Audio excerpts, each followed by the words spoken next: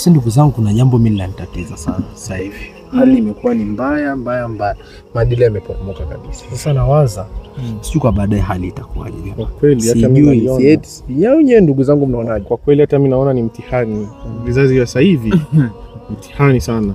Ni kweli. Wakati mwingine tunaweza kulaumu vizazi, lakini kabla ya vizazi kuna sababu huwa zinachangia, zinachochea. Kwa sababu mtu kabla hujamlea, hujamzaa, ndio malezi ni kitu cha baada ya, lakini malezi yanaandaliwa mwanzo.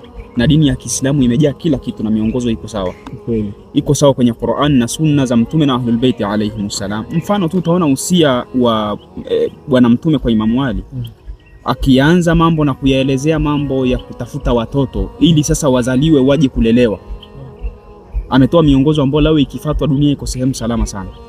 Anasema katika usia wake mrefu akimuhusia Imamu Ali, anamwambia ya Ali, ewe Ali, wa in jama'ataha lailatal aljuma, ukimwingilia mke wako usiku wa aljuma, wa kana bainakuma waladun fa innahu yakunu khatiban qawalan mufawwaha, mkaruzukiwa mtoto kupitia tendo hili la usiku wa kuamkia aljuma, anasema mtoto huyu atakuja kuwa ni khatibu mashuhuri, khatibu mwenye kueleweka. Na hao wanahitajika katika jamii zetu, kwa sababu tunaweza tukafia wakati wakawakosa watu wa namna hiyo. Anasema wa in jama'ataha yawm aljum'ati ba'da al-'asri, na ukimwingilia mke wako baada ya aljuma, siku ile ya aljuma, mchana ule, wakati wa alasiri, jioni, anasema fakudhu ya bainakuma waladun fa innahu yakunu ma'rufan, mtoto atakayepatikana kwa tendo hili atakuwa ni maarufu, mashuhuran, atakuwa mashuhuri sana na atakuwa ni alim. Kwa nataka kuniambia huyu maarufu kwenye muziki, usanii, superstar. Anaweza kuwa superstar, lakini superstar kwenye nini? Superstar kwenye mambo ya kheri. Na jamii yote ikawa inakimbilia kwenye mambo yake ya kheri yale, wakaweza kuiga jambo. Sio kama huu usanii tunaouona kwenye mambo ya shari.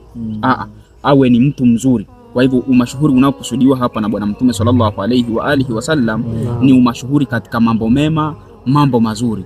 Na anasema wa in jama'ataha fi lailatul juma, ukimwingilia mke wako katika usiku wa aljuma ba'da al-isha al-akhira, baada ya isha, muda ushasogea. Kwa sababu katika usia huu tumekuta kule nyuma wa usia, unakuta kwamba ukimwingilia mke wako jua linazama, kuna hatari ambayo imezungumziwa. Kwa hivyo ni wakati wa isha ule ushapita, maana yake pashapoa. Muda ule ukimwingilia mke wako, anasema fa innahu yurtaja an yakuna laka waladun min al-abdal, inatarajiwa upate mtoto mwema sana ambaye jamii inaweza kufaidika na mtoto huyu na ikawa sehemu salama insha Allah. Kwa hivyo ndugu zangu, na jamii inatakiwa kuangalia kwamba ni namna gani iweze kufanya jambo na jambo liweze kusaidia jamii. Kwa hivyo si kujitafutia tu, mambo ni ya kufundisha, si kujitafutia tu. Na shekhe mnatakuwa mambo ni ya kufundisha, mtakuwa mambo muelimishe watu, si mashekhe tu. Ndio hata wewe bwana Awadhi unaweza hilo. Ukimfuatilia Imamu Ali vizuri, Bibi Fatima, ukamfuatilia Bwana Mtume vizuri, ukayanukuu, ukasambaza katika jamii, utakuwa umesaidia sana.